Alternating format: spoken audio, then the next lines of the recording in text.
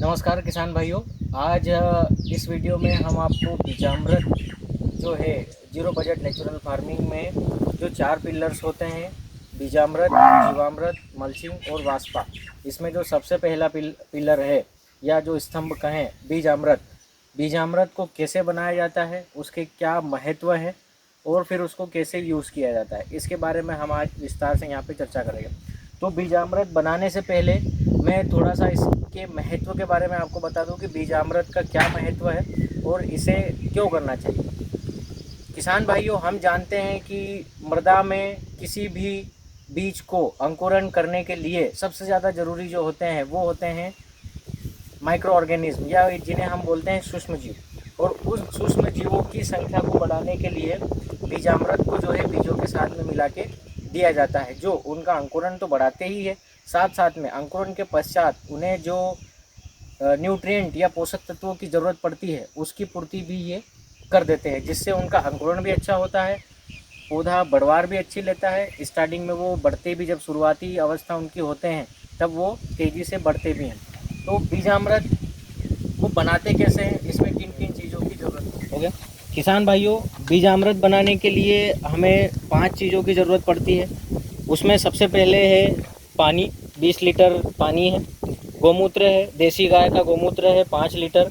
इसके अलावा जैविक मिट्टी है। ये मिट्टी आपको खेत की मेड़ से लेना है या पीपल के पेड़ के पास से भी आप ये मिट्टी ले सकते हैं। मिट्टी का तात्पर्य ये है कि इस मिट्टी में सूक्ष्म जीवों की मात्रा ज़्यादा होनी चाहिए, तो वो या तो पीपल के पेड़ की जड़ों के पास की होनी चाहिए या फिर मेड़ की होनी चाहिए। इसके अलावा 50 ग्राम चूना है, खाने वाला चूना है, ये जो आप पान में या उसमें लगाते हैं वो वाला चूना है, ये पोतने वाला चूना नहीं है। इस पोटली में जो 5 लीटर गोमूत्र हम मिला देते हैं।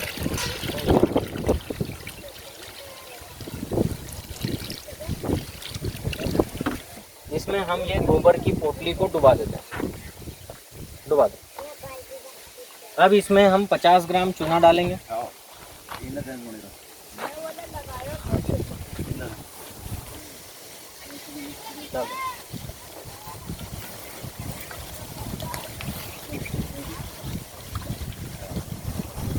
चूना डालने के बाद हम इसमें जो मिट्टी है वो लगभग थोड़ी सी मिट्टी हम इसमें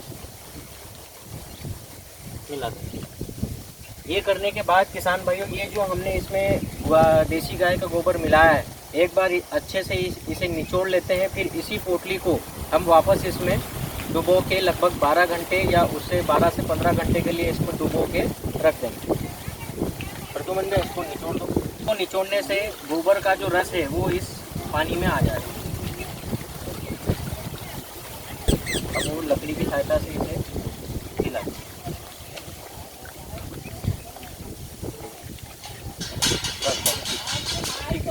हम लगभग 12 से 15 घंटे के लिए छांव में रख देंगे।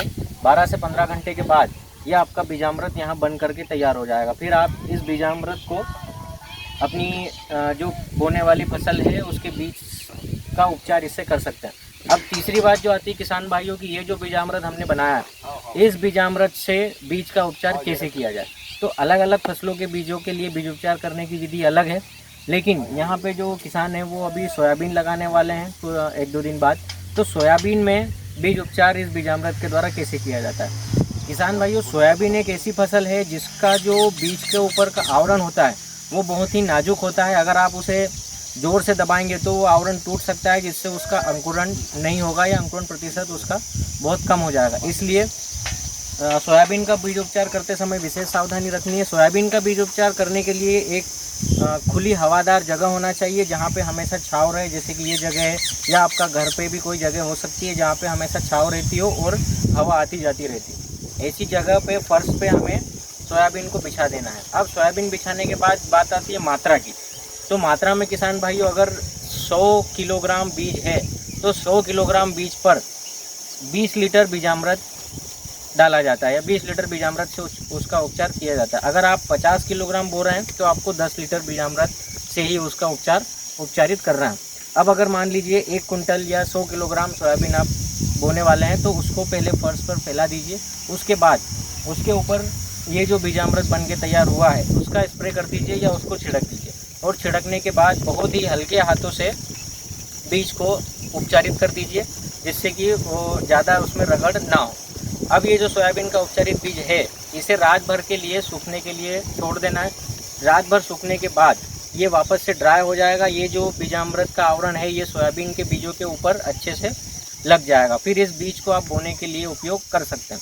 यहाँ पे एक बात और ध्यान देने वाली है कि ये जो उपचारित बीज है, इसे आप उपचारित करने के 4 दिन बाद तक बो सकते हैं। लेकिन अगर आप इसे 4 दिन बाद बोने वाले हैं या 4 दिन तक बारिश नहीं आती है, किसी कारण से आप इस बीज को 4 दिन तक नहीं बो पाते हैं, तो 4 से 5वें दिन जब आप इसे बोते हैं, तब आप इसे फिर से उपचारित करना पड़ेगा।